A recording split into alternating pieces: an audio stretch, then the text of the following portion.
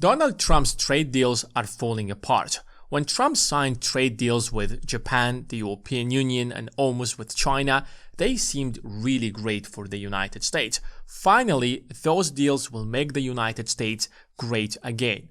However, the European Union is refusing to sign the final deal.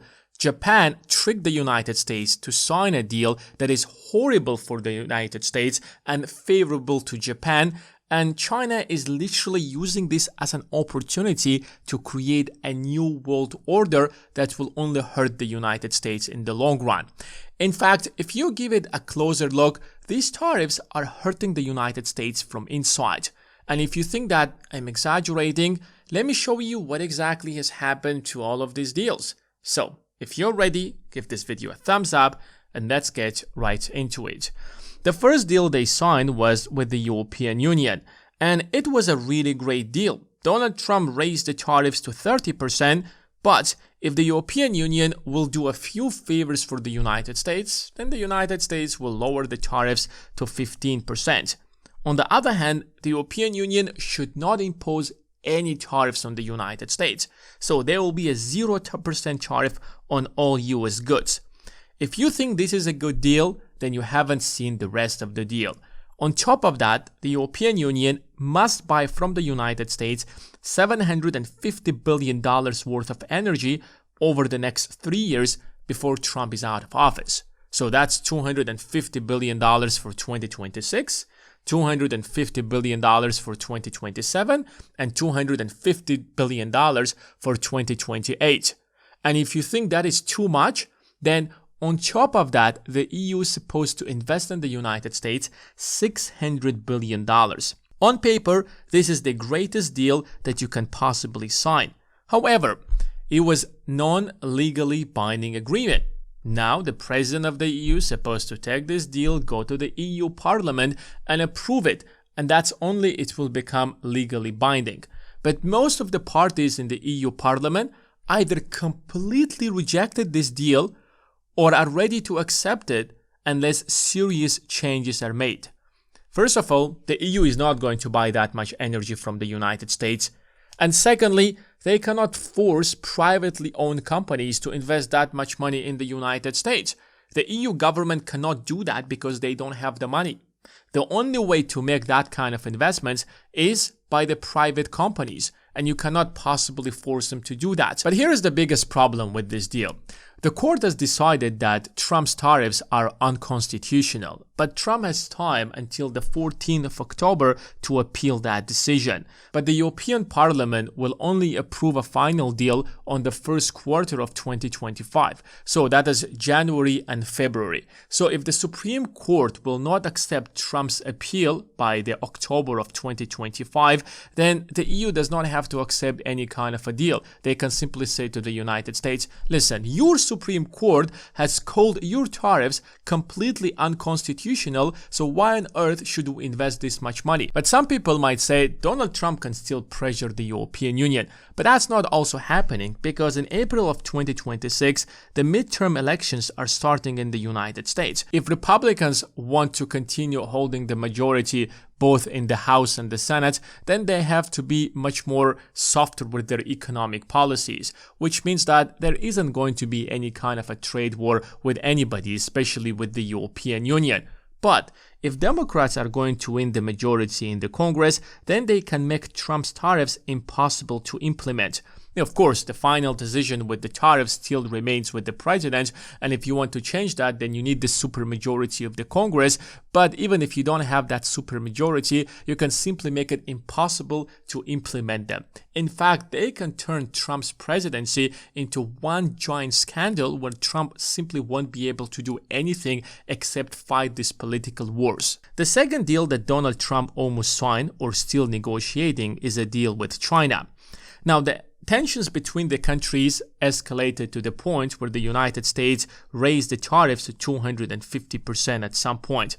And then both countries realized that this is not how you negotiate, which is why they lowered the tariffs rates at 30% on China and at 10% on the United States and announced that they will be negotiating within the next 90 days. When the 90 days passed and they didn't negotiate a deal, they extended it until November of this year. And we will most likely extend it again for another 90 days. If the Supreme Court will decide that these tariffs are unconstitutional, then China will say, we don't have to negotiate with you anyways. You have no right to impose those tariffs on us anyways. But the tariffs are already causing inflation in the United States. We were expecting that inflation is going to go down to as low as 2.3% by the end of the year. But recent inflation data shows that inflation has risen to 2.9%. And if you listen to what Jay Powell said, the final inflation for 2025 most likely is going to be 3%, but there is a possibility that it can even rise beyond 3%. But here is why the United States is actually losing this trade agreement or this trade war. Now we have something called World Trade Organization. And in order to be part of the World Trade Organization and trade with the rest of the countries, you have to follow a set of rules. You have to work on the fact that you're going to reduce your tariffs. You cannot simply prevent other countries from coming into your market. And that's why the United States wanted every single country in the world to be part of the World Trade Organization so that US companies can go into those countries and sell their goods and services. So for example, if you're part of the World Trade Organization, then Apple, an American smartphone manufacturer, can much easily get into your country and sell their smartphones. And the same applies to every other US company. And unlike many other countries such as Germany, Saudi Arabia, the UK, Mexico, China is the second world's largest consumer market, so the US companies can make far more money from China than any other country. And that's why it was extremely important for the United States to make sure that China enters the World Trade Organization and follows the rules of the World Trade Organization. Now, you can say that, well, China wasn't always following the rules of the WTO, or the United States violated the rules as well. Yes, that is true, but most of the rules were followed by both countries, which allowed US companies to enter China. And that's why Boeing dominated in China, Starbucks is all over China, Apple makes billions of dollars out of the Chinese market, and China couldn't simply kick out American companies out of China because it was part of the World Trade Organization. But since Donald Trump has started this trade war against the rest of the world and especially China, China has the moral justification to say that we are going to kick out this company out of China because of X, Y, and Z. We are not going to let American companies to dominate Chinese market because the United States violated the World Trade Organization by imposing so many tariffs. It was very difficult to do that before Trump's tariffs. But now it gives China the moral justification in front of the world to do that and maybe even create an alternative World Trade Organization where the United States is not going to be part of it. Before Trump's first trade war, Airbus and Boeing completely dominated the Chinese aviation industry. They had like 50-50 market share. After the first trade war that Donald Trump has started, China began buying less planes from the United States and more from Airbus. And that's why Airbus today dominates the Chinese market.